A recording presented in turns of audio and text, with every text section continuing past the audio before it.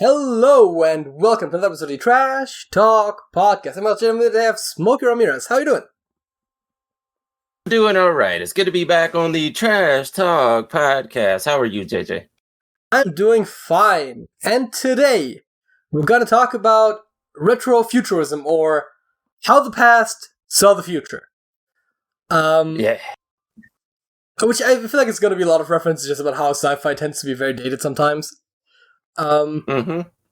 It's kind of always funny when you watch a sci-fi movie and it's like set in the future and they have like CRT televisions or have cassette tapes, or I've read and I haven't looked into this too much, but I've read that the Perry Roden series, which is apparently like one of the longest running continuously published stories in general, because I think it's a monthly magazine.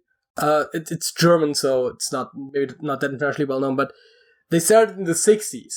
And so apparently some of their spaceships still have punch cards as their control system, which is just both very funny and simultaneously not that far off, since obviously the moon landing was calculated with a punch card computer. So yeah. But yeah, no, it's like it always feels like the futuristic ideas that they have in the past are based on, no matter what date they set it for, the technology is more like 5 years from where they are in the past, rather than 30, 40, 50 years into the future like they are predicting. Like I was watching one, I want to say it came from the 60s, and it was about the House of Tomorrow. And of course, they got the flat screen TVs right, except for they weren't. And this was supposed to be 1999, so I guess they were a little ahead of time, or yeah, I guess you could say ahead of time for flat screen TVs. But they were actually boxy; they were just flat, and they did hang on the wall. So they got that right, I suppose. Even though but we really weren't getting flat screen. Was that? Were they in color? Yes, absolutely, it was. But the TVs were controlled by old school keyboards, the computers and the TVs and the children's learning devices, whatever. Because apparently they assumed by 1999 they were all going to be learning in home. It was going to be homeschooled, and you had this video or remote teacher that is just teaching the kids, but their keyboards were so old school. Like it was way back. Like you would have seen these keyboards in the 70s, like late 70s. And I was like, yeah, you guys had that technology like 5 to 10 years from the time that piece was made, but they're predicting this to be 30 years into the future, which tends to happen in these things. I will say that Back to the Future, though, had a wonderful depiction, even though it wasn't completely accurate, because none of these things ever will be. They did really well with it, though. Have you ever seen the Back to the Future? I think it was part 2. I mean, I have, but it's also, I think it was before 2015, so it's not, so at that time it was actually still the future. And also it's been a while. Yeah. Was it also one of those where they had a very common trope back in that day with science fiction, where they had phone booths with video calling? Was it also yes. Yeah, there's actually a few movies that thought Blade Runner did it. We weren't. I wasn't sure if Back to the Future did it, but yeah, there's a couple that did. It's like, you got video calling. There was another one. But you didn't get the internet, right? So you'd never consider that people would just do it from home. And so it's just exactly. Phone booths is one of those things where sometimes they are very good at coming up with the technology, but not very good at coming up with the implications of the technology, right? So they'll be like, oh, this technology will exist, and then not think how it will change society. So you'll end up having this futuristic technology, and the way people use it is just exactly the way they would have used it back then, rather than how society will be shaped by it. So hence why everything gets incorporated into phone booths, despite the fact that phone booths just become obsolete in reality. Absolutely. No one so far, I don't think, maybe an episode of The Simpsons or something, has gotten smartphones right yet. No one predicted. They got smart TVs right, interactive TVs and things like that. They got that right. And I guess the depictions that were far enough along in history to be able to predict that the internet was going to be huge soon, they kind of got the internet right. But no one got that we were just going to be holding these tiny little devices, and every bit of information almost ever known to man was going to be right here in the palm of your hand. No one figured that out. And that's amazing to me. You'd think someone would have randomly hit on it, right? I mean, I guess part of it is that it's wireless, which is not exactly... I mean, I think wireless internet is a fairly newer thing, comparatively speaking. So until you had that, you wouldn't come up with it. And then, I mean, there is a period in time where you have Wi-Fi as a well-established thing, and you have phones, but then that is still like, Wi-Fi has a base unit that's like in your house, and you can't just like walk too far away from it. So I can kind of see why that might have been a bit tricky for them, but it is definitely kind of suspicious how that just isn't a thing. Yeah.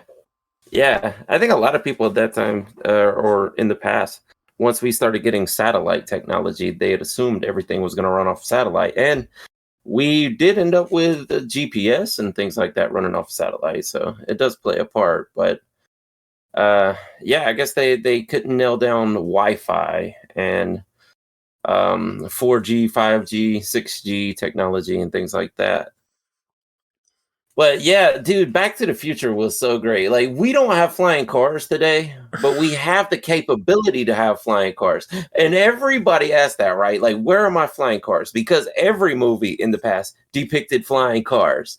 And where are they? It's because it would never be feasible. Like, we would never be able to handle flying cars. I mean, think about all the wrecks that happen on the ground.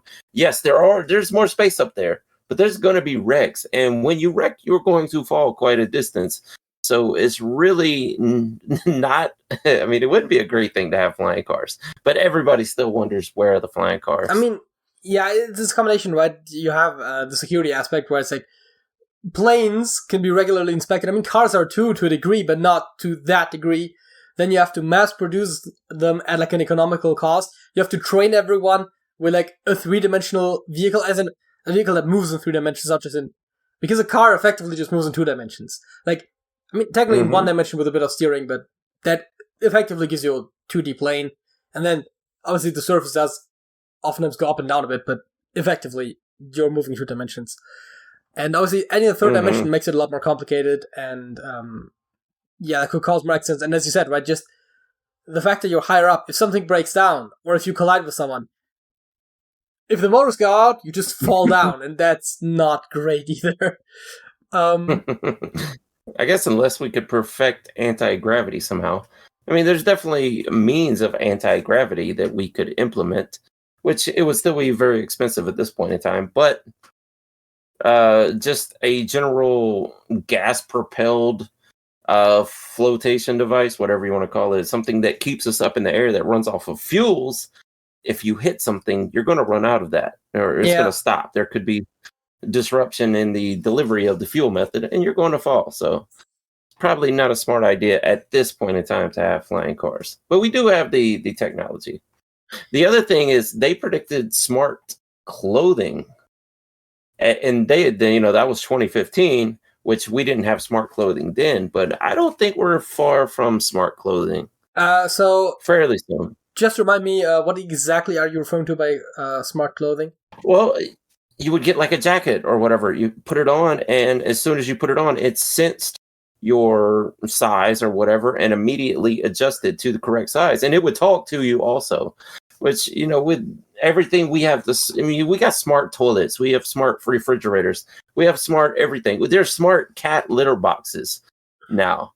So we have to be a very short step away from smart clothing, right?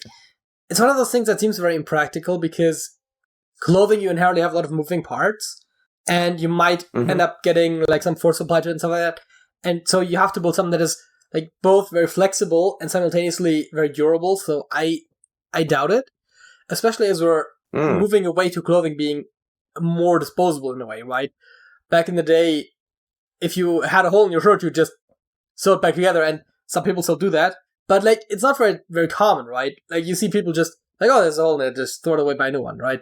And so I think it's a very different take on clothing. Seems like a weird one to integrate, and obviously the sizing thing you said is only partially plausible anyways.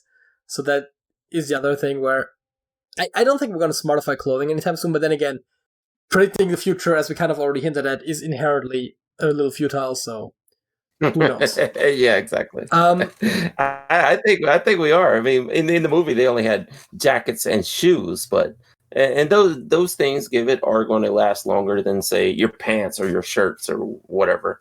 So I think we will have those eventually. I mean, maybe only the rich people are going to be buying them because it's kind of an unneeded luxury. But then again, 30 years ago, we would have said, who would even need a phone that, you can communicate and whatever on, like a smartphone? Like, we would have, we have phones in everybody's house. And we do have cell phone or car phones maybe back in those days. Why do we need all that technology? It's going to be so expensive, Oh, God.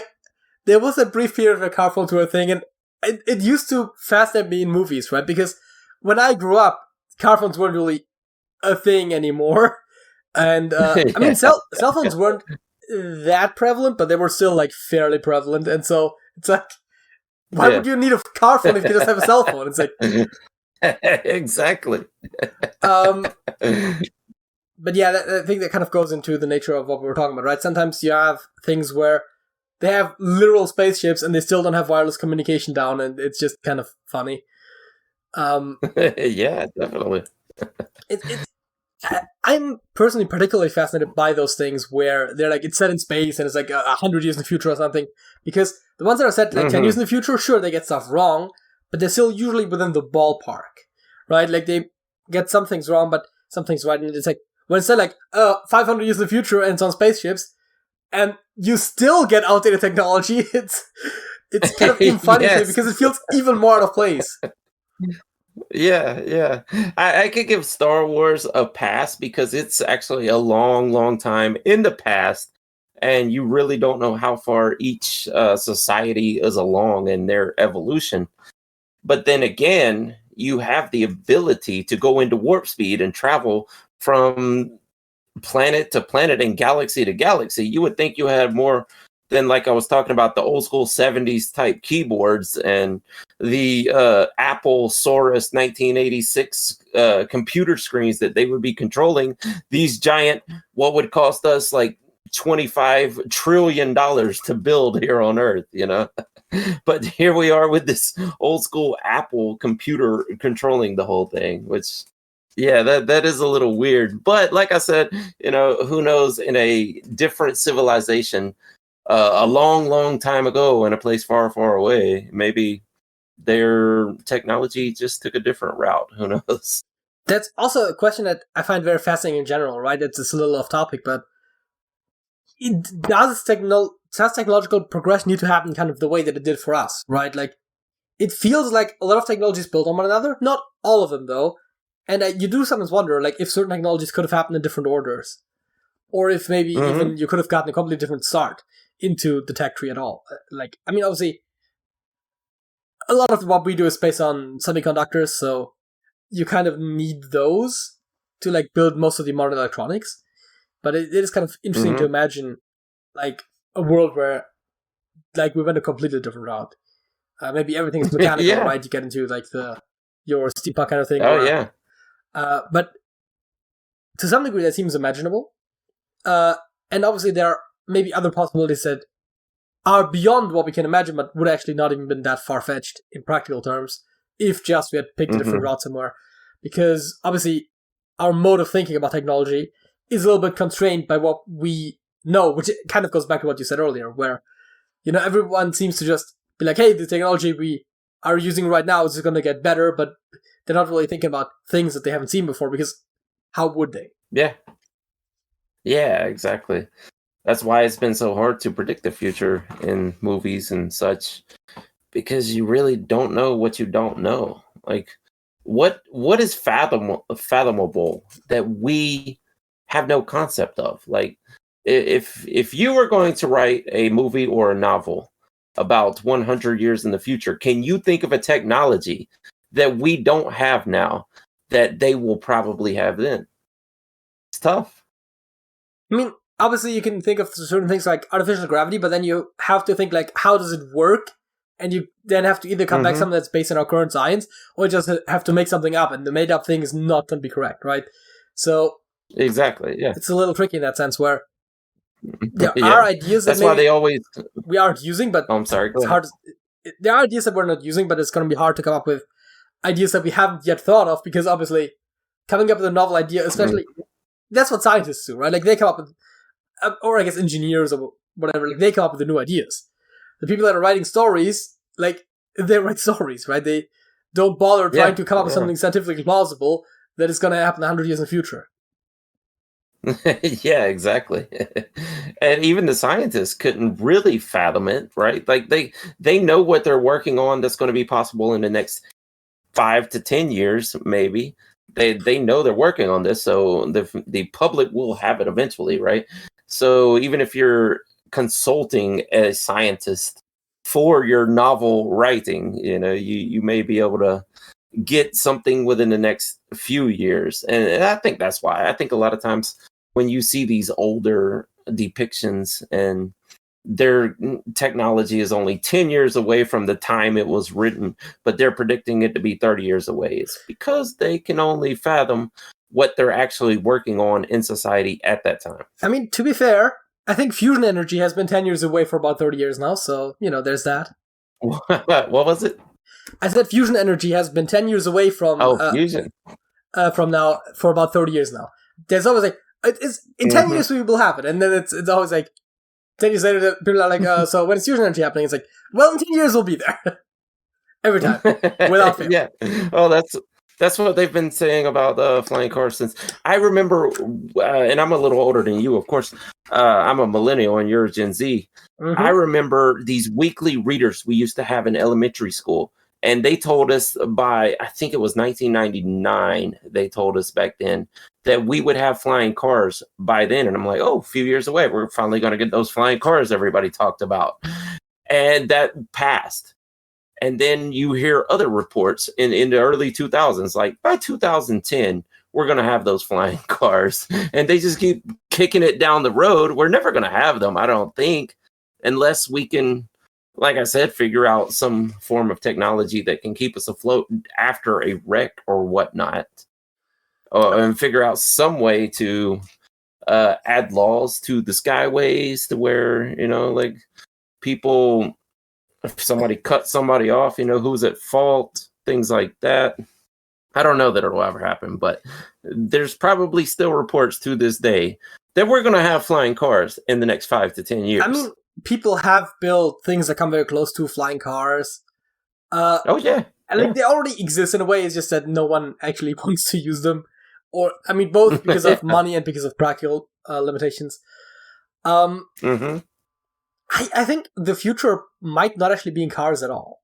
That's kind of a bold statement, but I think we might move back towards more public transportation. Because obviously a big concern right now is the environment, and individual cars, not very good for that. And also, a lot of people wouldn't even drive a car if they had more reliable public transport.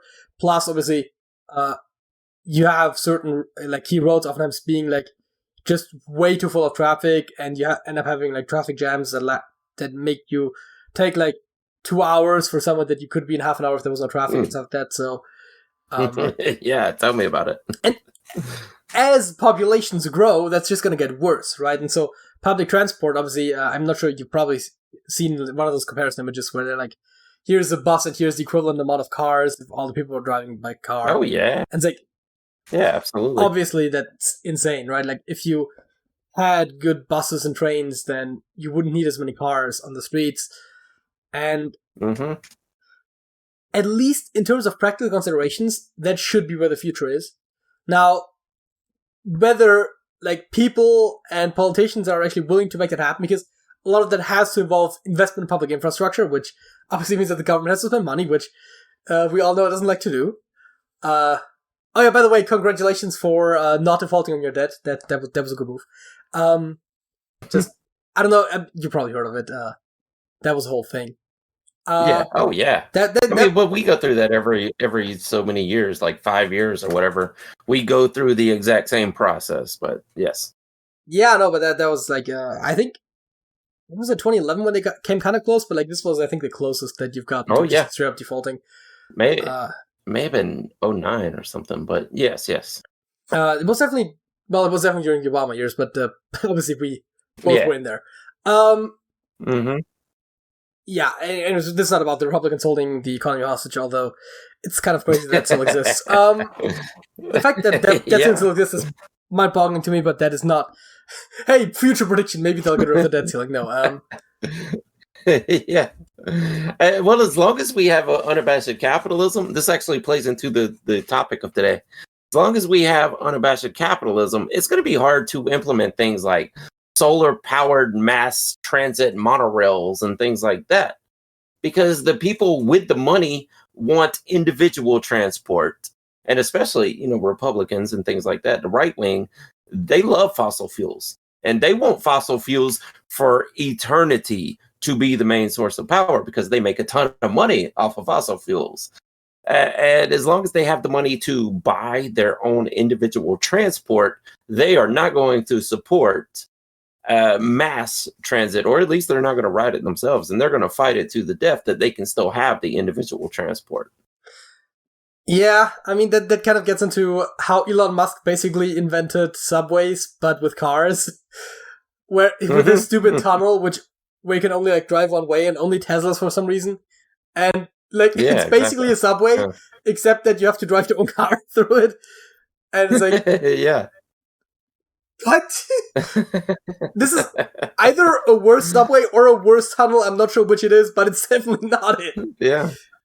But yeah, I guess that's also another point, though, right? Where you kind of have to, I said the social changes that come from technology, but you also kind of have to almost predict the social and political changes independent of technology that will then enable the technology to even exist, right? Because, as we said, right, like public transport, if capitalism either would cease to exist or at the very least would be more heavily controlled and the government has more power comparatively to what it currently has over the private sector, then you could totally see like a future where there's a lot more public transport. If the corporations, when we go into like a more of a cyberpunk direction, then it's probably a lot more personal and private transport, right? Because that's just how those ideologically work. So that's also, I think, a tricky part about predicting the future, because you can never just predict one thing, right? If you predict the politics, that affects the technology. If you predict the technology, that affects the society. If you predict the society, that affects the politics, right? And so it's like, I mean, I just kind of built a triangle, but like there are definitely more factors than just that. Yeah. I feel like, have you seen these depictions of the cities of the future? They're actually starting one, I believe, in the Middle East. I forget exactly where it was supposed to be. Oh God, don't tell me Saudi it's Arabia, the linear right? one where it's just like one street. Yes. And it's never gonna work. Yes. You don't think it's gonna work? No, because you're always way too far away from everything, right? That's like you're gonna need. I don't know. You can't really have a city center in something like that, right? So where you put like all the shops and everything. So then you'd have to like regularly space out the places or something, and then if you want to expand, you can always only expand in two directions. And it's like, if you want to like go to someone and the other end of the thing, that's like way far away. But you'll have like a city transport to get from one side to the other, right? I think you probably, well, I'm pretty sure you've never been to Hartsfield-Jackson Airport, but it's the biggest and busiest airport in the entire world here in Atlanta. And it is so humongous. It's like a city. It basically is a city, this one airport. And there is this rail that comes through and it circles the entire, doesn't go around the runways or whatever, but any place you need to be, it encompasses that area, from gate to gate or whatever. And I would imagine it would be something like that. That thing comes by every 2 to 3 minutes. You just jump on and get off at whichever stop you needed to be. So I just thought about it for a second, because I had heard of the linear city, but you could literally do the exact same thing, but just having it be a spiral. and then have two levels of transport, one that is more like a grid and one that is like the full spiral. And you have all the advantages of linear city if you go through the spiral, while minimizing the downsides by going in the straight paths. And if you just do that with like bridges, you're not gonna, because the reason people say like the linear city is like, so you don't have like traffic crossings and stuff like that, but if you just have the spiral be like elevated or underground, whichever you prefer, then those aren't gonna cross each other, so that will probably be much easier. And cities already loosely have a spiral shape. They don't have like a literal spiral shape, but they usually have like a city center that they expand outwards from. So you have the main square in the middle, and then it builds out from there. That's why most of the inner cities are actually a grid, and the blocks are actually completely square. Is because they just start with this tiny little square and build out from there. That's a very American thing. Yeah, that is it. Yeah, because most European cities were built before cars, right? So they didn't really have a strong reason to like have like big like central roads, and so they're mostly just built much more haphazardly. I mean, they still have streets because people need to use streets, and like you have like horse cars and whatnot. But I think most European cities are not built in a grid pattern. That's much more of the North American. Oh wow! I think even a lot of the original like 13 colonies and stuff like that, I think those also still have much more European style cities. And then at some point, when I guess around the time when cars came around, so that fairly recently they started building more grid-shaped cities.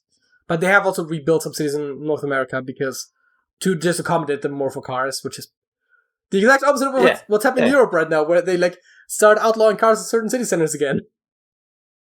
Wow! Yeah. Yeah, Paris is like like downtown Paris is like, oh yeah, no more cars, and it's just like like most of downtown Paris. I think there might be like some exceptions for like delivery vehicles and stuff, but like no more like private car traffic down there.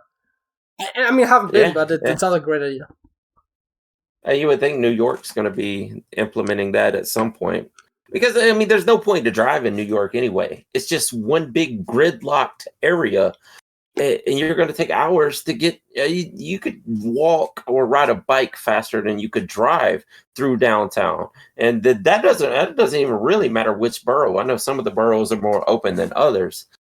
But and some of them are not quite as busy as far as car traffic than others. But still, like, it's just such a hassle to get through there. If you're not up on the freeway just passing by everything, and even that's going to get blocked up at certain times of the day. Here in Atlanta, we have our big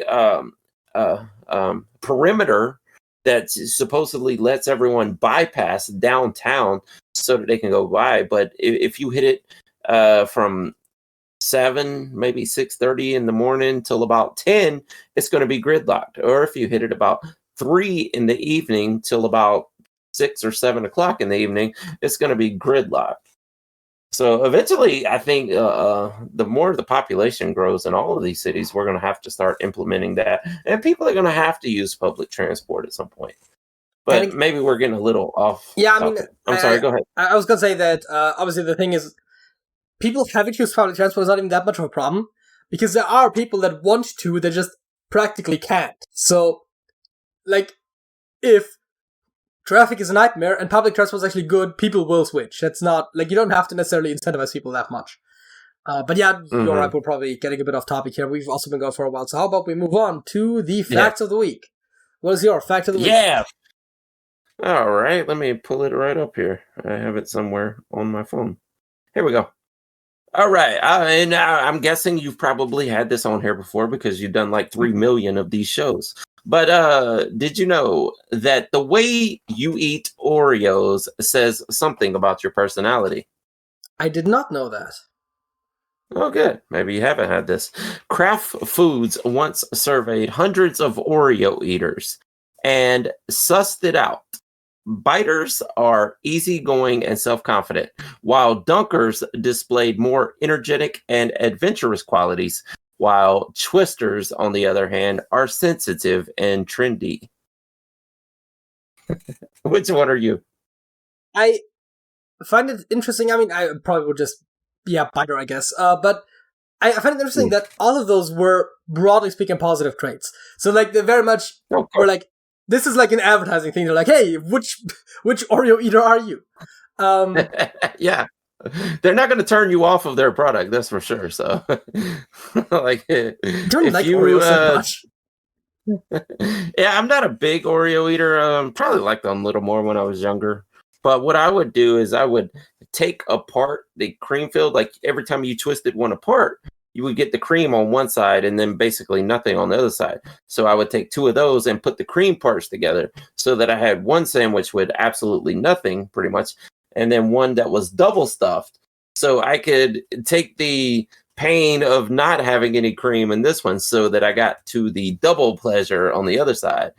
Now, it says nothing about my type in that, but I'm sure I can't be alone in eating it like that. I mean, they do sell them double stuffed these days, I believe, but they do, yeah. See, that's the future no one predicted.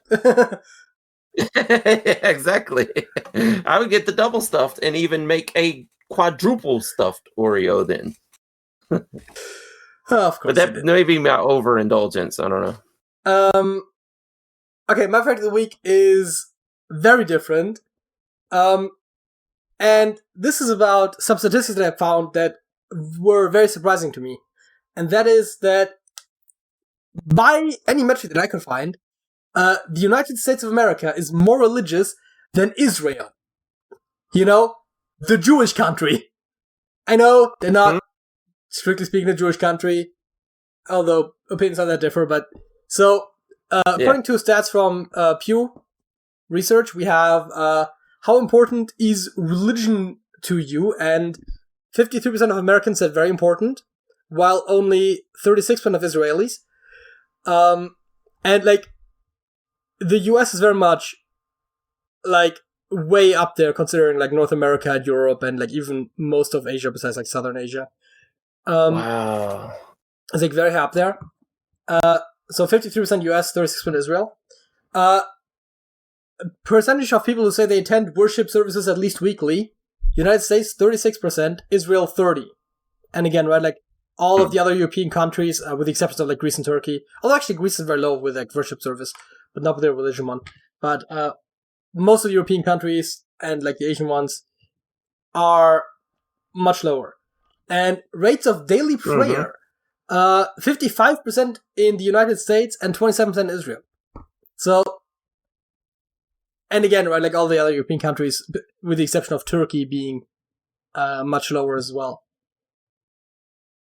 This one was fascinating to me, right? Because you think, I mean, even though I'm not necessarily a proponent of like making Israel just like an officially Jewish state, like a legally mandated religion, then sounds like that's a bit iffy.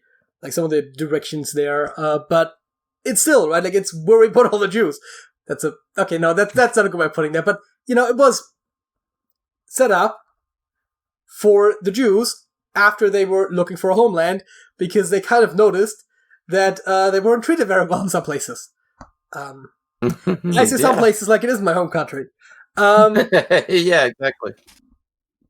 I mean, to be fair, Jews weren't treated very nicely in most places, but that's a true one other thing. But yeah, no, and they really have it easier here if you go back far enough in history. Like they were accepted, especially for scientists and things like that. But the general population wasn't quick to just say, "Come on, Jews, let's hang out over here." A lot of the bigoted South, especially, hated Jews, along with any other non-Aryans at that point in time, anyway. But I will, of course, say that part of that's probably of the statistic why Israel is more at the European levels almost than at the American ones is also that, of course, it's not just religious Jews, but also ethnic Jews, right, which are like, you know, like Ashkenazi and whatnot, that are necessarily following the Jewish religion but are of Jewish descent, so that also probably contributes there. But I found it interesting that, like, by all three metrics that Pew was showing, and Pew, as far as I know, is like a very reliable source, it's just like Israel, of all places, is less religious than the United States. And also, like, yeah, over half of Americans say that religion is very important to them. Over half of Americans say they pray daily. Like, that is a lot. Yeah. Oh, dude, but if you would have taken that survey in the 70s and the 60s, it would have been like 85%. Like, we've came way down.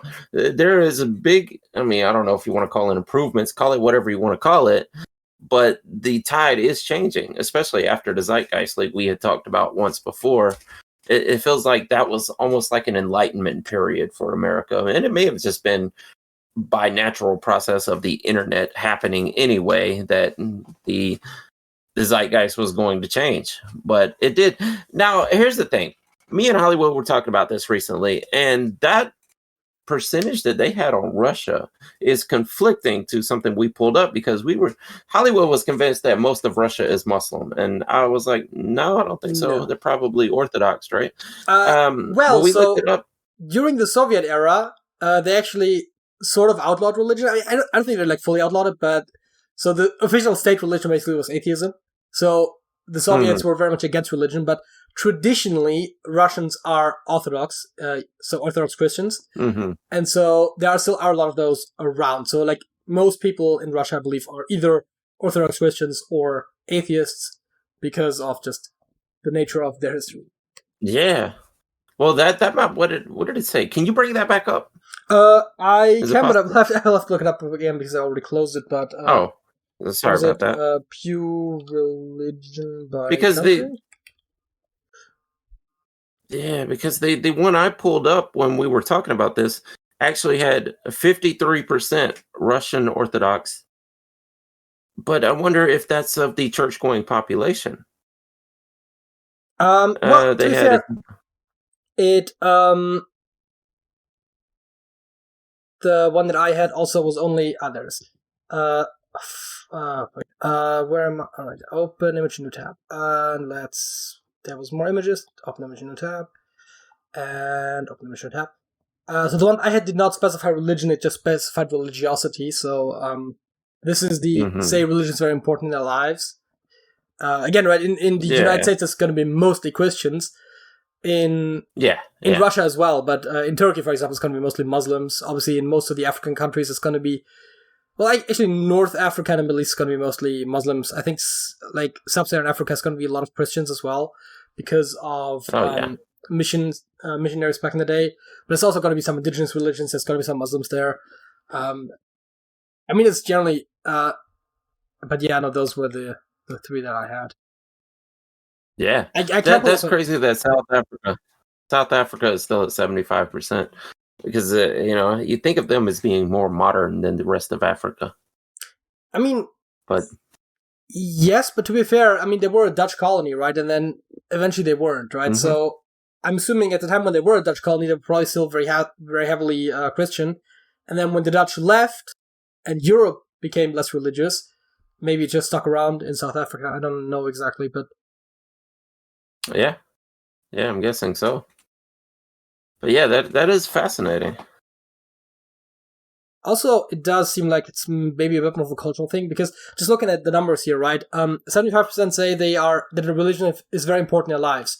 55% attend worships at least weekly, and 52% pray daily, right? So oftentimes you'll see that those numbers all are very much around the same number. And then, I mean, in some parts it's a little bit different depending on the religion as well, but here the very important number is way higher than the other two. So, I mean, attend worship services weekly doesn't even have data on India because most of them are probably Hindu, and I don't know if they have. Yeah. I don't know if Hindu.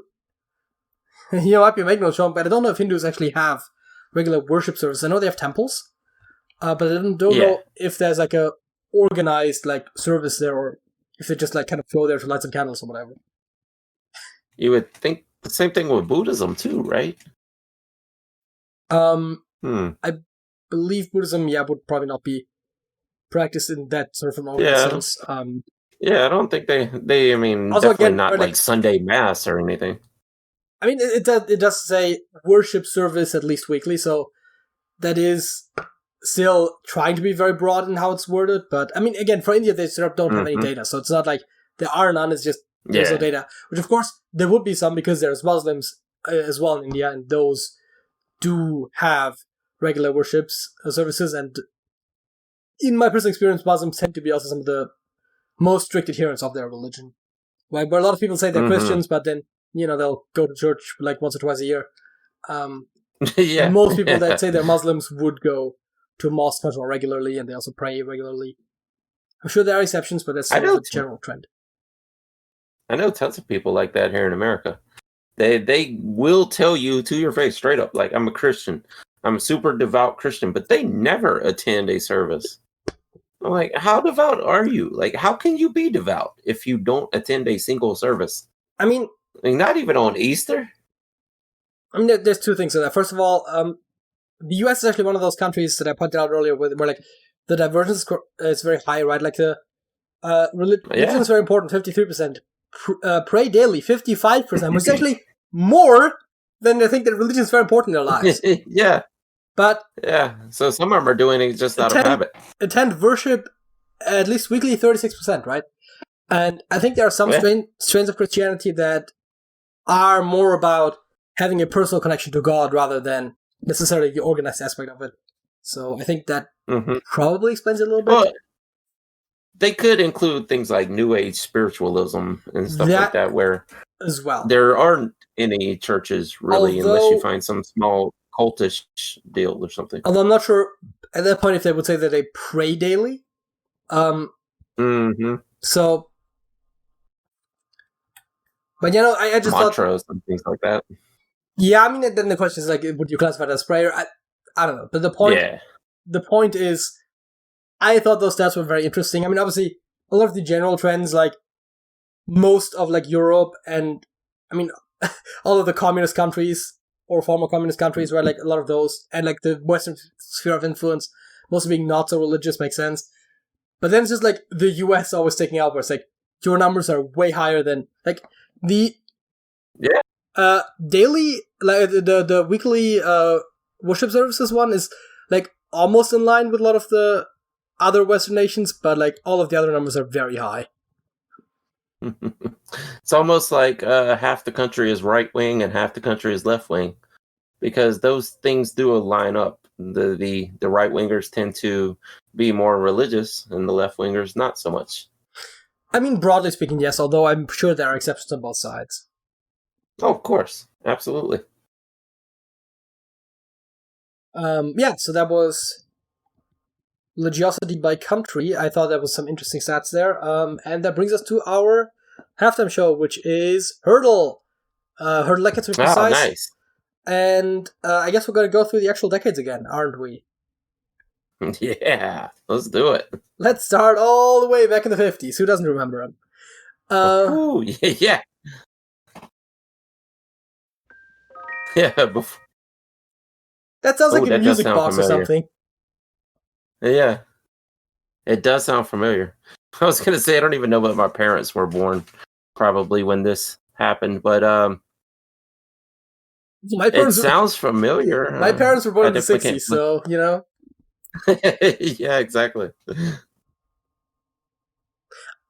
I mean, to me, like, the first image out of my mind was one of those music boxes with, like, the dancing ballerina inside of it. Like, that's the very first thing I thought of when I heard that music. And it's like, that doesn't help. Not at all. I guess we're going to skip ones, unless you have some idea. No.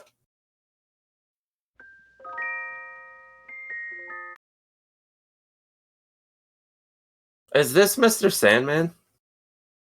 Mr. Sandman, bring me a dream. Because you think about, like, those music boxes were played for kids to go to sleep, right? Yeah, I mean, I get the logic. It is not Mr. Sandman. Oh, that's not it. Okay. But it would have been a possible option. Let's listen to the next segment then.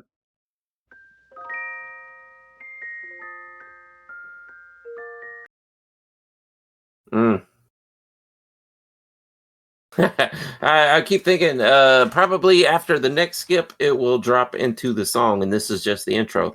But as we found out in the previous times we tried this, it probably will just be the intro through the whole thing. Also, it being a 50s song, that could just be like the exact kind of mood that the entire song has. Exactly, yeah. I wouldn't start expecting them to come in with like electric guitars and drums and anything like that. Exactly. Yeah, no idea so far.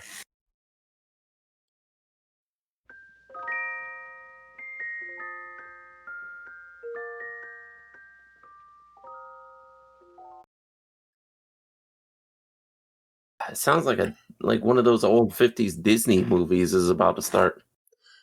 I was gonna say it sounds like it's starting to get quieter, which makes you think that it might actually transition to something else.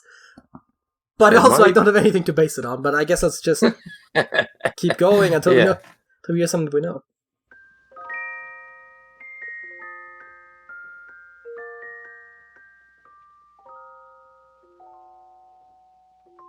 I get along without. Oh, it's one of those teen idol songs. I can't place the singer right offhand. But it's definitely one of those teen idol songs of that period. I honestly don't know that much about the 50s. I'm just gonna have to go with whatever you're saying. I guess if you can't place it, I'm just gonna skip one more time and let's do it. Yeah, skip one more.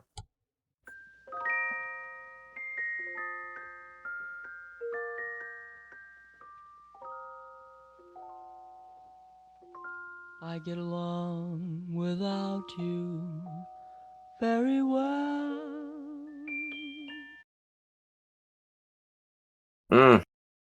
Yep, I definitely can't place it.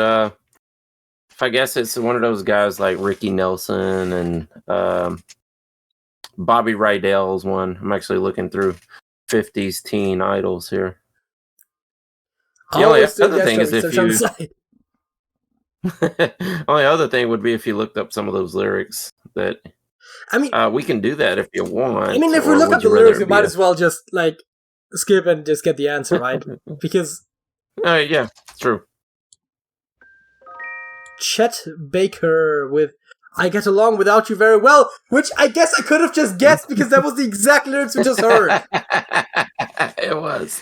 That's probably very common for this time period also, that the title is going to be the first words of the song. I guess we should have tried that. I was thinking about it briefly, but I was like, usually it's like traditionally like in more modern songs, I guess, it's usually somewhere in the chorus that you get the title, which is much later. But let's move on to the 60s. Maybe this is more my forte.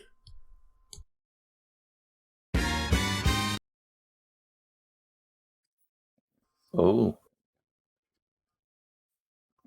Not enough to have an idea yet. Yeah, me neither.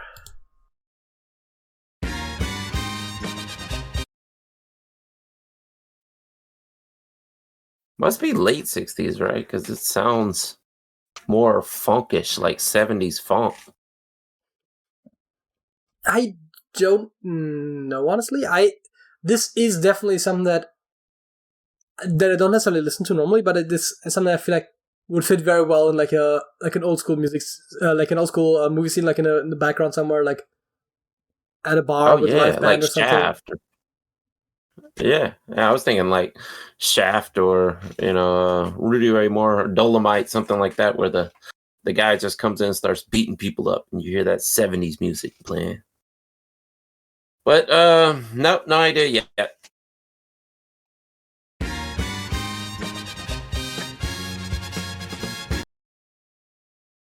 Oh, it almost sounds like a 70s TV show theme. Yeah, I could see that. Like Hawaii 5-0 or something like that. Right. Whenever I hear Hawaii 5-0, I have to first think of like the current one. I don't know if I don't think it's still running, but like, from like, I don't know, like 2010 to 2020 or something. Not quite that long probably, but like somewhere around, somewhere in the 10s. And I'm like that. Yeah. Like the 70s, but I do recall that there was another one before. Yeah. And I keep thinking 70s, but this is 60s, so... Chips is another good theme song that it sounds like, but obviously that can't be it because those shows ran in like the late 70s. Hawaii 5-0 might go back to the 60s, but I don't know what the Chips theme even sounds like, and the last time I've watched Chips was like half a year ago, so it's like it was. Oh yeah, I find it funny, right? Because it was on TV, like on actual like TV, they were just airing reruns of Chips for some reason. And the funniest thing is, they were displaying it as new episodes because they had never previously aired that episode on that station. And it's like, well, yes, but also It isn't exactly new. That's funny. I guess we need to skip again. Yeah, I guess so too.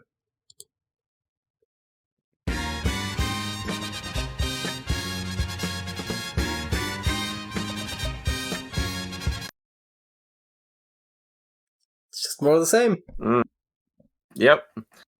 Either someone was about to start singing, or it was just going to loop and play that all over again. Well, let's see and find out. Or hear and find out, I guess.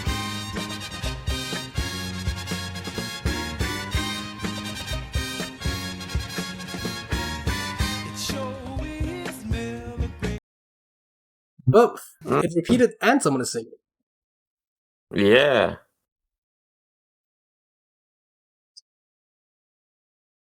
What did he say? Surely it's...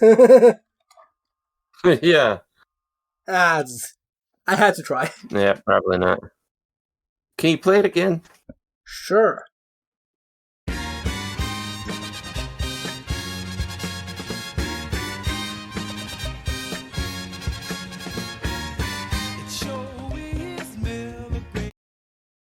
Oh, I think he said it sure is never great or something.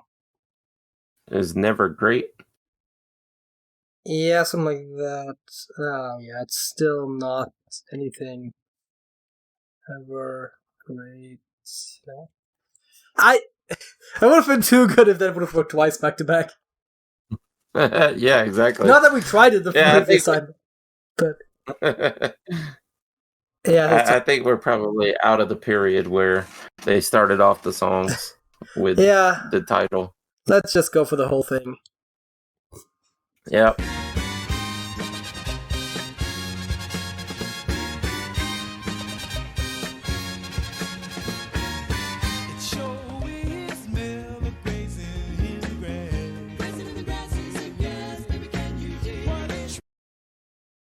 Yeah, I don't think it was great, actually, the word that I heard there, but not entirely sure. Yeah, it sure is. Never crazy? What did he say? I think it might have been crazy. You know what, let's just play it again.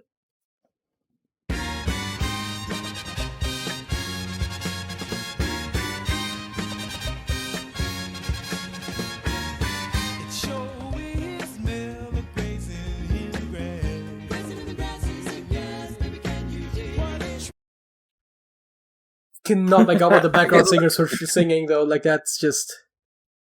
Yeah. If I could understand what they were saying, I could look up the lyrics, but I mean, again, looking up lyrics is not the point, but at least trying to type them into the answer might have been a valid guess. I guess we're just going to have to skip it and go on and hope the 70s does better, huh?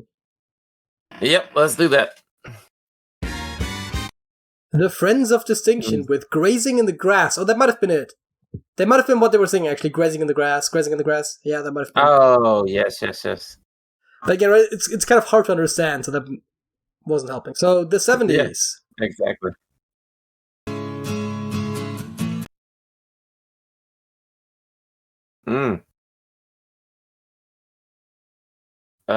Almost sounds familiar. Again, it sounds familiar.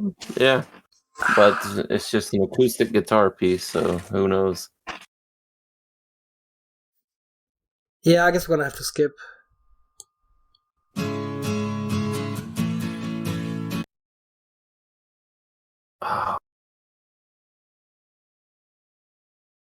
We're not doing well today. No, we didn't do well last time either. Well, at least we got like 2 or 3 last time, but yeah, I think you may not get that today. I think you got 2 or 3 of them, and then I was like, you know what, let's just try the rock one, because I was kind of upset with the fact that I hadn't gotten one yet, and like I immediately got it on the first guess. So, you know. Yeah, what'd you get, like George Michael's or something? What did you get? I don't recall. Yeah, I don't guess it matters. I guess we'll skip. Oh, yeah, right. Let's skip and...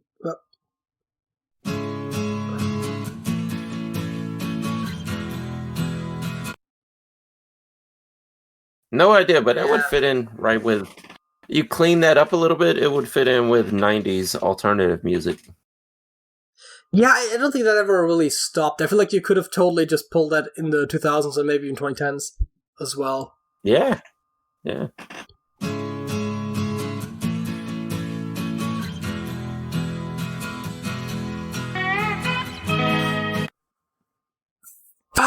Oh man. I still don't have a title, but that's definitely familiar. Yeah, it's one of the blues bands of the 70s. God, it could be Allman Brothers, could be Leonard Skinner. God. Skinner. That's an interesting idea. No, it's not. No, none of those. Is there any Allman Brothers? I mean, what all? I don't know enough Allman Brothers music to really tell if it is anyway. Can you just spell that for me? I don't know this one offhand. Oh, Allman. Allman. Okay, Brothers. Yeah, the We've got Allman Midnight Brothers. Rider and Ramblin' Man. Not that. Ramblin' Man. Ramblin' Man, I think I know, but from a different artist. Wait, was that? Oh no! That was Ramblin' Boy. Actually, I was thinking of. Never mind. I was gonna say it was a Donovan, but no. But yeah, this one. Wow. I think I know the song, which means that it was probably not gonna be the guys that I didn't know, but that I mean, it was worth a shot. This is one of those where I'm gonna kick myself if we don't get it. But we're probably not gonna get it now, which is already not fun. But if we at least get it at all, that's still gonna be good. Hopefully. Yeah, do we want to just skip one more time? I think so. I don't like doing that right now because it feels like we could get it, but...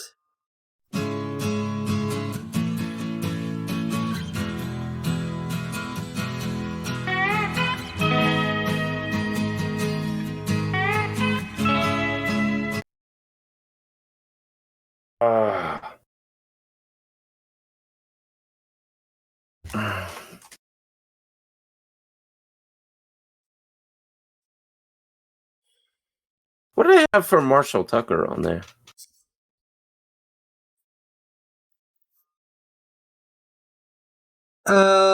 Nothing? Okay. Well, I guess not then.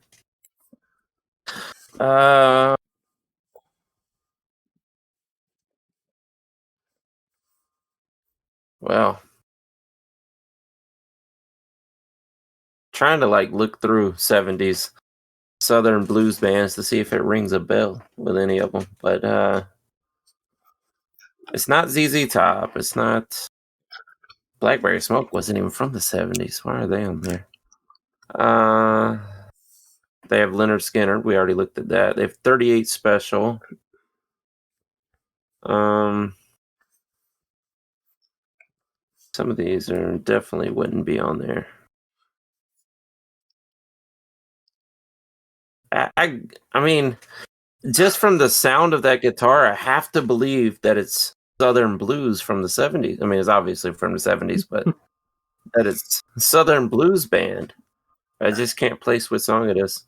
Yeah, I guess maybe just listen to the entire thing and hope that we get it. Yep, I think so.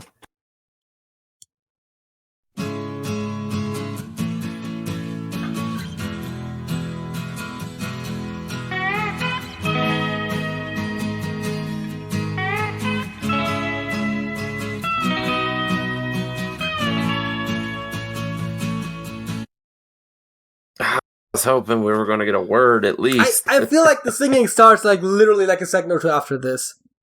I bet it does. The problem is, I felt like I had a little bit, I had at least half a word or a word of what was gonna come next, and then my mind immediately went to a different song. It's definitely not it. And it's God damn it. Yeah. Oh man, I hate, but I have no clue right now. Yeah, I think we're just gonna have to give up. Although I will hate myself for this one probably. Exactly. Sister Golden Hair by America. Okay, you know what? I have definitely heard that one a couple times before, but I probably would not have gotten that. I'm not as angry as I thought I was going to be at myself. Yeah, exactly. Let's go to the 80s. That should be the best decade for me in theory. This is not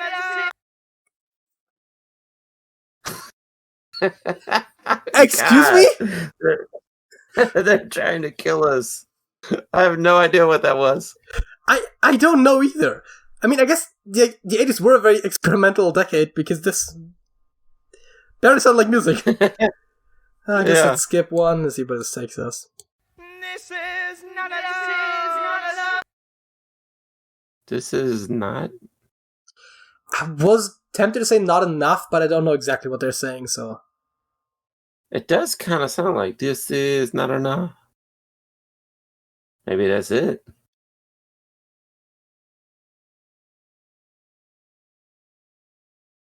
Huh.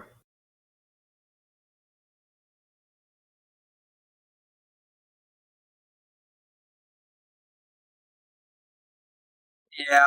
No, that was a stretch to begin with. Yeah. I got nothing. I guess we're just gonna have to skip again, unless you got any idea. Yeah.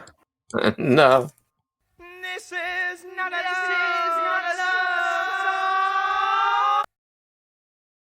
Ah. Give me what the next word was. I think it was song. I would. I think this is not enough song, but I'm not 100% sure if that's what they were saying. Yeah. Well, we may have to skip again. Yeah. This is not love.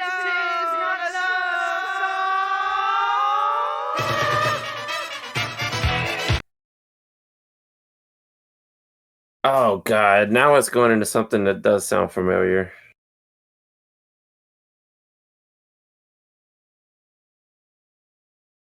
How does that Gloria Estefan song start? I have no idea. Just from that little bit of rhythm, it sounded like it possibly could have been. Rhythm is gonna get you, don't wanna lose you, can't stay away from you, anything for you, or 1, 2, 3. I was thinking of the conga song, so I guess that's not it then. Well, at least that narrows that down. All right, I want to hear a few, or this will be our last skip, huh?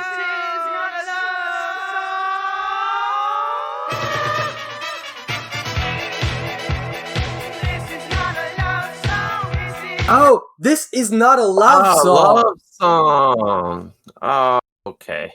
That's the problem when you try to hear words in isolation, because this is not a love doesn't make sense, right? But this is not a love song makes perfect sense. Right, so... Yeah. Okay, so we still have 2 guesses, by the way. How about Love Song by The Cure? That it sounds plausible, actually. It does, actually. I don't know that particular The Cure song, but it does sound plausible for that to be The Cure. And they don't have one called This Is Not a Love Song, right? I mean, okay, Love Song, Love Somebody, Cure, Space Age Love Song, This Is Not a Love Song. Actually, there's one that's called This Is Not a Love Song. I guess we should probably try that one, huh? I bet that's it. Public Image, yeah. This is not That's it. Public Image Limited, This Is Not a Love Song. Once again, the third time that it would have been gettable just from what was heard on the thing, just in terms of the words. Yeah, it's definitely not something we knew instantly, so I don't know if that counts or not. I still don't know that one, but it's still better than our performance before. Let's go to the 90s. Bow, bow, bow, bow, bow. That's CNC Music Factory. Everybody dance now. But it's not called Everybody Dance Now, is it? It's not called Everybody Dance Now, though, is it? No. What is it called? I don't think so.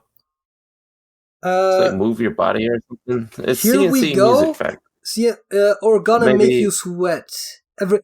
Gonna Make You Sweat, in parentheses, Everybody Dance Now. That's probably the one. Yeah, that's it. That, like, I was aware of, but I would not have been able to tell you what it was called or who the artist is, so that one's all you. Yeah. Like, I could have probably heard the entire song and still not been able to tell you, so, you know.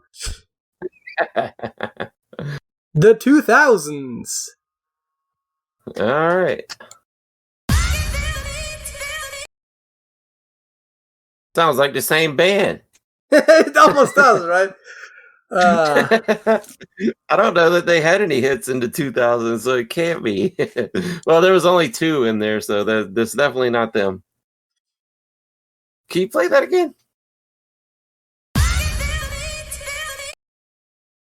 I mean, she was saying, "I can feel the definitely. beat, feel the beat." I'm pretty sure, but like, Yeah. It's definitely dance, more dance music. So it almost, I want to say it almost feels like Eurodance, which is like a very specific thing in of itself, but I don't know if that is necessarily the case. yeah. Well, there was definitely Euro dance bands out in the 2000s. Yeah, exactly, right? And I can't say for sure this is European, but it kind of feels European. Yeah. A lot of those European dance bands blew up in the 90s too, like Ace of Base and Rednecks and whatnot. They're both Swedish, aren't they? Yeah, I think so, yeah. A lot of those are Swedish. I know the Rednecks are. Yeah. Well, the Rednecks are Ace of Swedish, I'm Base, pretty sure. Ace of Base, I wasn't entirely sure. Yeah. But, oh yeah, no, I'm pretty sure they're Yeah. Swedish too. Yeah, I think so. Yeah. I mean, unless it is something about feeling the beat, then, well, it could be, yeah, I guess Feel it the could be Feel the Beat by Darude. Yeah. Might as well try it. That's it.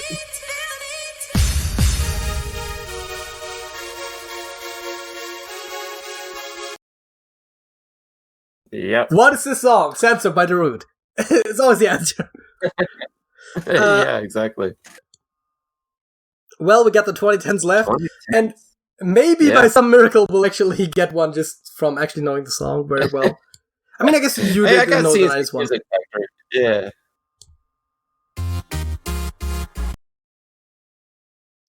Oh, is that not Blue?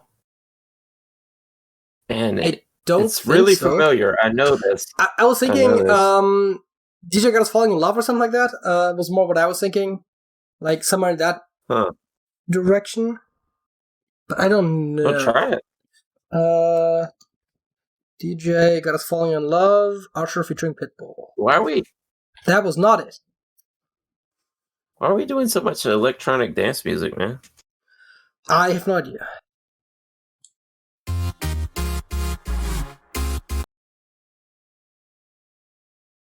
Okay, so it's not Blue. I don't think it starts off that way. No.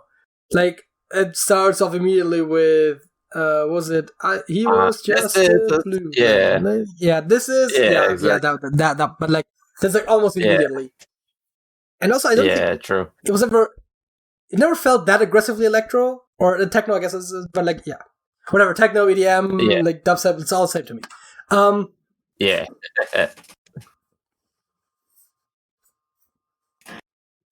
It's one of those songs in that vein, though, I believe. Yeah, I know the exact kind of song you're talking about. I just don't know which exact song this is, Yeah. and I probably never will. I mean, obviously, it's going to be revealed at the end, but I don't think I'm going to get Yeah. this. Do you want to skip again? Yeah.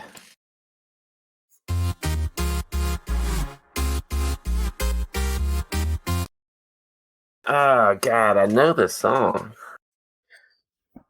Like, vaguely, though. It's not like something that's just ingrained in me, but I know Well- this song. That makes one of us. Yeah, I need more of it, though.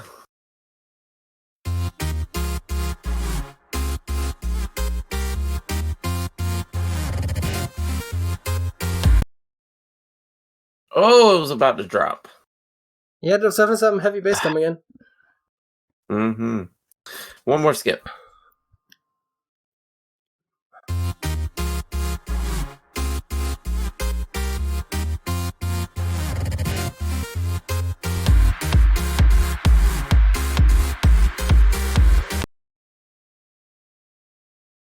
Okay.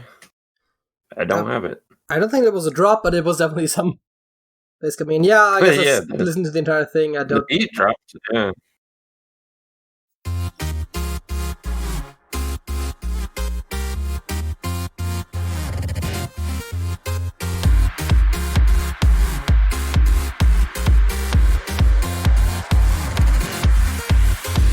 Turn up the music 'cause it's Oh, Well, we can probably figure it out by that, but yeah. How about Turn Up the Music by Chris Brown? There you go.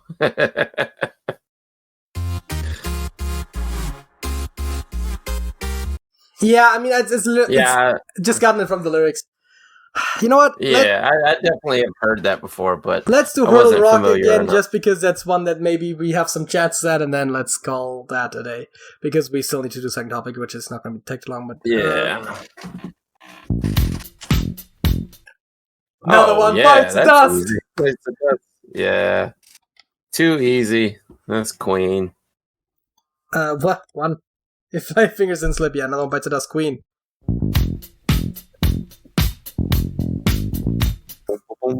Yeah. See? Hurdle Rock is where it's really at. Yeah, that's what we should be doing. Leave all the pop out. I mean, we could at some point just literally just be like, hey, let's do Hurdle Rock and Hurdle US Billboard and UK chart toppers, and just like not do the decades ones at all. But in theory, the decades ones is supposed to be like some of those decades I'm supposed to be actually good at, but I'm not. Yeah, you would think it's probably all top 40, but yeah, the rock, or if there was actually some hip hop or something, but I don't think they have a category for hip hop, do they? I don't think they have a distinct category. Wait, hurdledecades.com. Why does that always take so long to load?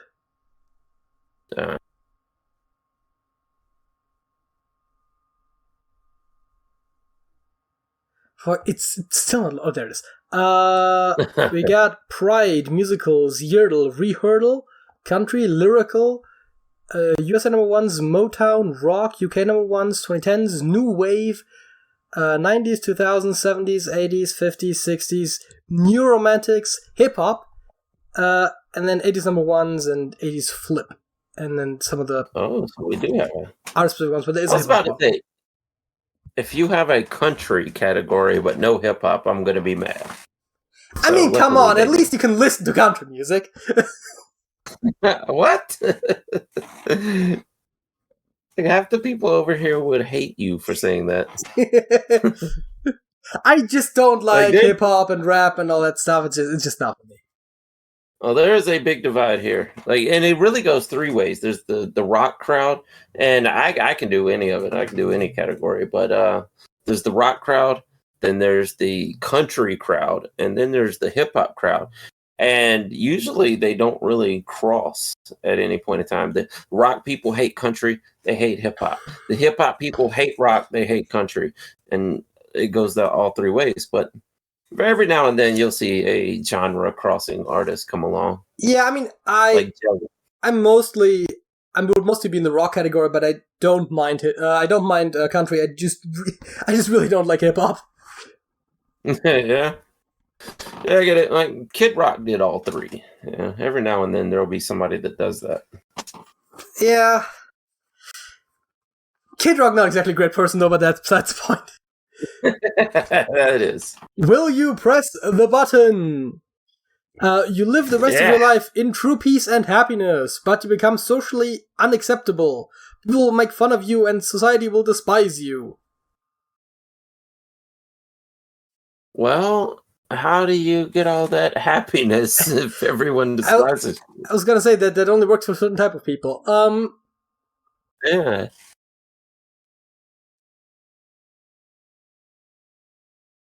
I mean, this comes down to you. Do you care what other people think about you or not?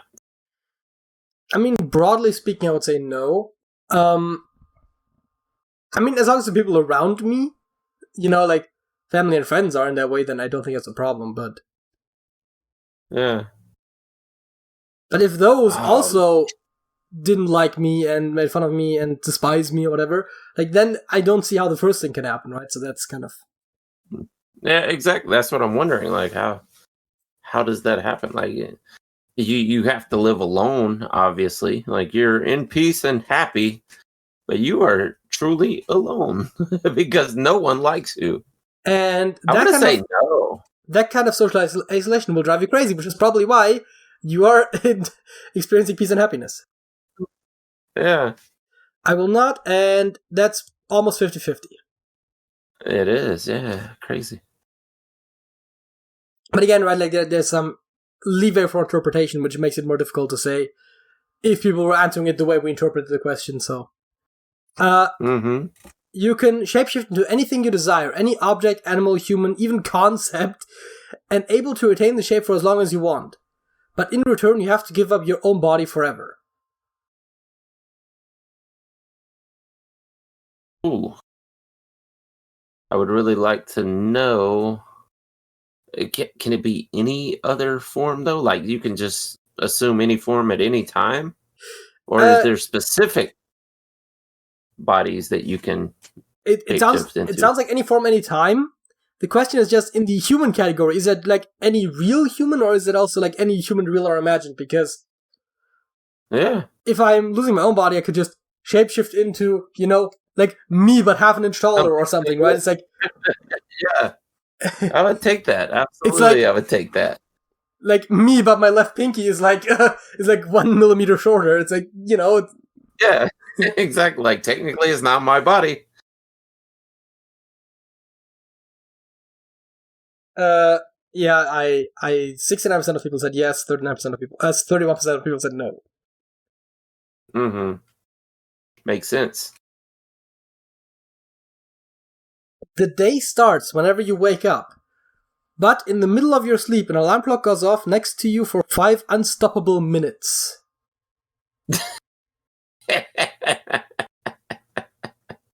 Who came up with this question? I don't know. Okay, for 5 minutes? But the day starts whenever you wake up. To some people, that really doesn't matter. They don't care when the day starts. Yeah, I guess the question here is really, like, does it allow you to sleep for, like, an indefinite period of time and still it be day as soon as you wake up, right? Like, that's kind of, I guess... Yeah. Because you otherwise, still have time to get everything out. Like, what does it matter when the day starts, right? Like, that's kind of weird. Yeah. Yeah, exactly. I guess I will not. Yeah, might as well. 54% of people said yes, 46% said no. You end world hunger, but this causes the world to overpopulate faster. Oh, man. This is a moral conundrum.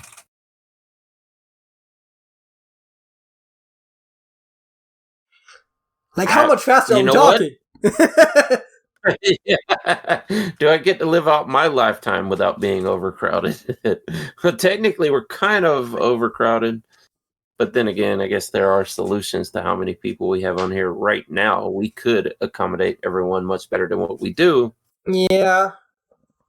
Also, but right,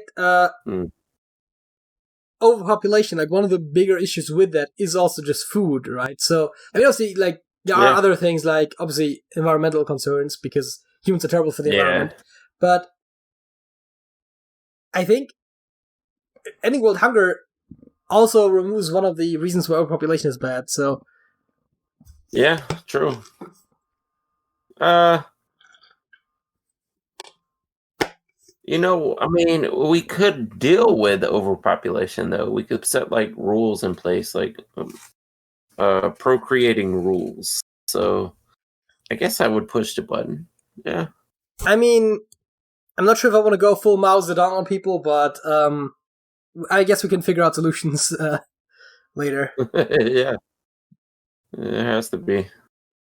Colonize Mars. 42% of people said yes. Let's do, I don't know, like one more after this, so this one and then one more, and then go to the songs. Alright. You will gain superhuman powers. You will be able to regenerate mortal wounds. You will stop aging, and you will be capable of feats of superhuman strength and endurance. That was just a typo. But you will have to subsist on human flesh in order to survive. If you don't, you risk turning feral before eventually perishing. Any other food will simply make you ill. Oh, wow. This is a good one. So you're just like this super zombie. Basically, yes. And if you stop, you're gonna die. Yes. This is another moral conundrum because you're going to be killing people unless you can figure out like a donation process where somebody chops off a piece of their arm to give you or something. See, Be like, I'll save the world. You know, I'm a superhuman. I'll save the world, but I'm going to need sustenance from you people. Both of those thoughts that you just said, right? But then my third thought was, oh, I'll just rob funeral homes. Right? It's not classy, but like they're already dead. Right? Like you just go to morgues or whatever, right? It's like it's still not entirely like 100% morally on the up and up, because, you know, some people don't like it when you mess with their like dead loved ones or whatever. But I think I can live with that. Right? Like, what about the people that are going to be cremated? They'll never know. The families don't see them at the funeral. So, good idea. You just literally operate a funeral parlor, and when you put in people for cremation, you just turn the heat up a little bit, and then you cut yourself out some snacks, and then you turn up all the way. Yes, exactly. Yeah. That's a good idea. Let's do it. 43% of people said yes, 57% of people said no. Top comment says you could just eat your own flesh because it would come back anyway. Because it can regenerate mortal wounds. That's a good idea. I mean, that's the kind of loophole that I would come up with, so I can kind of see that, but like, under normal circumstances, it doesn't work, right? Like, a human being, if you're starving to death, you don't want to hack off your arm and eat it because the trauma from losing your arm is worse than the energy you gain from eating it, so it's not actually worth it. And you're malnourished to begin with. So, but you're losing vitamins. Yeah. Since you have superpowers, who's to say if it would or wouldn't work? But even if that doesn't work again, I think we found solutions that are morally acceptable enough. Oh yeah. And what about cloned meat? Maybe that'll work too. Hey, we'll get there eventually. I mean, we kind of already are there. Like, we can already clone meat. But A, as far as I know, we aren't doing that for human meat because I think people would think that'd be a bit weird. And B, it's still very expensive. Yeah. Oh, yeah. But you're a superhuman. You'll figure it out. You get free weed every day as long as you live and get to pass it to your children. But you gain Alzheimer's. No! No! That is not worth it at all. No! If I really wanted weed, I could just buy it, you know? Exactly. I can't believe somebody said yes at all. 20% of people said yes. Oh. Give me the Alzheimer's and the weed, bro. I mean, I guess if your life is bad enough. Yeah, that's so dumb. I couldn't do it. Yeah, no, that was... I was hoping we were going to end with a strong one, but hey, sometimes it just happens. Yeah. I mean, I could literally just, like, legally have access to weed. Not for free, mind you, but, like, very easily. But pay for it. Yeah. Like, I'd rather lose the money. Like, I will pay not to get Alzheimer's. So, yeah. Like, I don't live that far from the Dutch border, okay? Yeah. And legally, I mean, there's a store right there. Like, I can look out my window and see it that sells weed. Oh yeah, right. I can just go buy it. Because it's not legal in Germany yet. I mean, it's not like in the US where they like jail you for like decades just because you had like a bit of weed in your pockets, but it is not legal. Definitely not legal to sell, and possession is only legal for like small amounts. But our next door neighbors, the Dutch, you know, in the Netherlands, it's like perfectly legal, and they do have dispensaries there. Well, like coffee shops, I believe they call them, but yeah. And you can buy weed there. And because it's part of their Schengen zone, I could literally just move there and just live there without like a visa or anything, right? Because as I was saying, right, I'm a European citizen, right? If it's a Schengen country, I can just live there. That's... So yeah, weed, not a problem. I mean, not that I'm not even that into weed to begin with. I've never even tried weed. Like, Yeah, it's not as great as you think it. Like when I was younger, I loved it and it made me feel good. But as you get older, this happens to a lot of people. It just causes paranoid, and it can cause psychosis to certain people. Once your brain chemistry changes, and maybe it could have been from concussions or something like that. But a lot of people, their brain chemistry changes and they just can't do it anymore. And I'm one of those people. Yeah, but aren't there also it doesn't make me feel good. Aren't there like two different substances or strains or something where like one makes you more paranoid, the other one makes you more chill? Yeah, indica. Yeah, sativa makes you more energetic and it can cause paranoia and psychosis, of course. But indica is more of a I guess you could say narcotic because it's more nocturnal and it will put you to sleep. Yeah, so there's that. I mean, weed, from what I understand, is very good for stuff like pain management and also anxiety and stuff like that. So there's some legitimate uses for why you would want to have it. Again, right, and whatnot. You can just legally get it. So that's I mean, not everywhere, exactly. But even places where you can't legally get it, it's still like A, you could probably illegally get it, and B, I don't know. Yeah, exactly. Here's a spicy thing, right?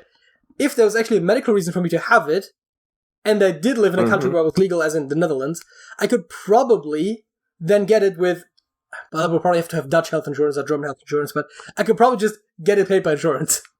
I'm sure that works. Yeah. And not like American insurance where you have like $100 deductible first, like you pay your insurance and it's free kind of insurance, like the good. Yeah, I don't know if we've gotten to the point where insurance covers marijuana use yet. I'm not 100% sure, and again, right, like it would be more difficult in Germany anyways, but I'm pretty sure in places where it's legal, at least in Europe, it's probably then also insurance covered because it is like scientifically recognized as a drug for certain purposes as a treatment, so I don't see why it wouldn't be. Well, I know a lot of people use like methadone and stuff like that, and it's covered under insurance. So maybe there are insurance plans that would cover marijuana also. I mean, I don't get it how a lot of countries have like such restrictions on marijuana, but then like painkillers are perfectly legal and also addictive. Yeah, unlike weed, which is not. Exactly. Yeah. And it has changed here because, like you were saying, it used to be really strict, especially in the South. And Georgia hasn't legalized like full spectrum, but like I said, there's a store right there that sells Delta 8, Delta 9, THC. You can get gummies and vapes and all kinds of stuff. It's still like if you get caught driving around with marijuana, it's a ticket. Like you don't get arrested for it anymore. But they will write you a ticket if you don't have a medical card. So it is for transporting it though, right? Like that's what you tend to talk about, right? Because I was about to say you shouldn't drive while high either way. Like that's just yeah, exactly. It reduces your reaction time. It's they not do. Good. Yeah. A lot of people out there doing it though. I mean, you can just drive around the city and I don't know. You smell the weed. Yeah, I don't know how much you can take before it's like actually dangerous, but like generally you just shouldn't. Yeah, that's a good idea not to. That being said, let's move on maybe to the songs of the week. What is your song of the week? It happens to be. Wait, what did I send you? I mean, I could look it up too, but I don't know right offhand. It's Nathaniel Rateliff, Still Trying.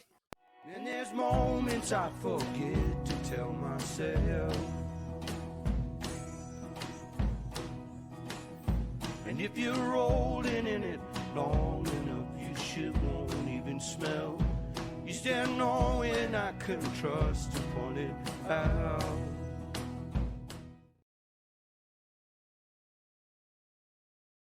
Yeah, I love Nathaniel Rateliff, man. He blew up probably less than a decade ago now. I want to say him and the band, which the band is the Night Sweats, which that's who he really made it famous with.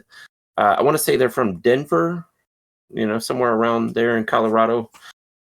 And like this right here was during his folk period when he was just Nathaniel Rateliff. He was all basically folk, but the band, when he got with them, they kind of ventured into like blues and more swing blues and dance. It all sounds like, all of his music sounds like it's straight out of the 60s and 70s. And it's really a great throwback. He's got a couple of huge hits that were on the radio. You've probably heard here and there around the way, but love Nathaniel Rateliff. Very talented. I mean, it doesn't ring a bell, but I'm also not that actively listening to the radio. It might be one of those things where it's just like he just didn't break out across the sea. I don't know. Yeah. But this song in particular, I will say, it's not that I dislike it, but it feels almost like it's just a little too low energy, right? Like I don't necessarily mind like a mellow song, but like this one is almost like just a little too chill for me, where I feel like if I was listening to it, I would fall asleep, kind of. Yeah. And that's probably what it's supposed to elicit. It's more like emo folk, It sounds weird when you say it that way, but yeah, I get it. Yeah. My song of the week is Starman by David Bowie.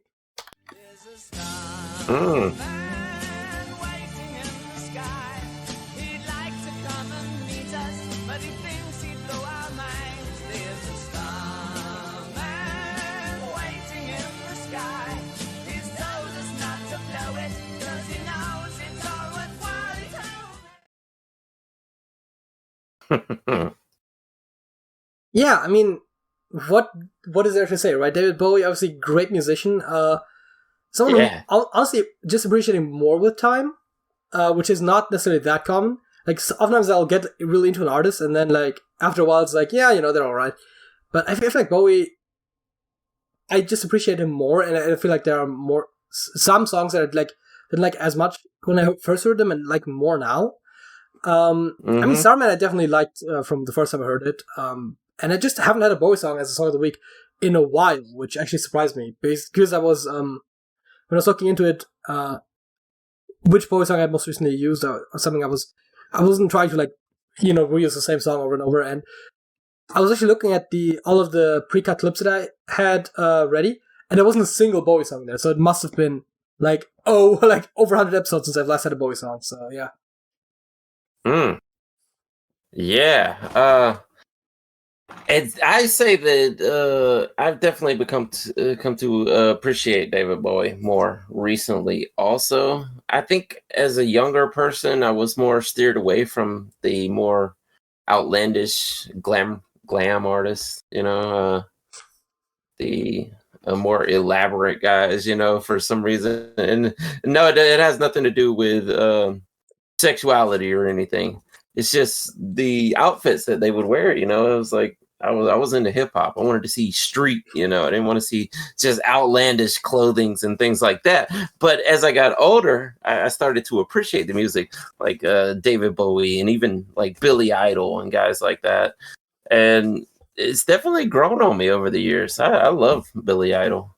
Oh yeah, Billy Idol is also pretty good. The Bowie thing for me mostly was that some of his songs are almost, I want to say, a little rough around the edges, if that makes sense, right? Like they don't feel as refined, which I wasn't as used to, right? So sometimes you have some of those like rougher sounds that just took a bit of getting used to, where, I was very used to like sort of like the mainstream classic rock stuff and then like pop music, right? It's all like very refined, and like some songs, I think the lyrics in particular, some aren't that like stereotypically pitch perfect or whatever, but oftentimes it is, I think, done almost with intent, right? Where it's like, this is meant to like elicit exactly. or an emotion, for example. And so, for example, Heroes is a song that I just didn't particularly like the first time I heard it, but now I do quite like it. And so that is one of those where, like, it's like, so that is more what my thing was, where like some of the like more sort of generically poppy Bowie songs I like from the get-go, and then some of the other ones took some getting used to, but I do quite appreciate it now. So yeah, that is my take on Bowie. Yeah, now that you mention it, I think that is intentional. The almost freestyle, abstract style that he has, like, that's definitely intentional. I don't think it's for lack of. It's definitely not lack of musical ability, because the guy has tons of it. Yeah, that's definitely true. Dude, I love Heroes. It's a great song. But yeah, I think that brings this episode of the Trash Talk podcast to a close. Don't forget to check out the Trash Talkers links in the description below. If you want to see more of this like this, subscribe to this channel. Leave a like if you enjoyed the video. Leave a comment if you have something to say, or join the Discord server. Link is in the description below. Smokey. That's it. That's it.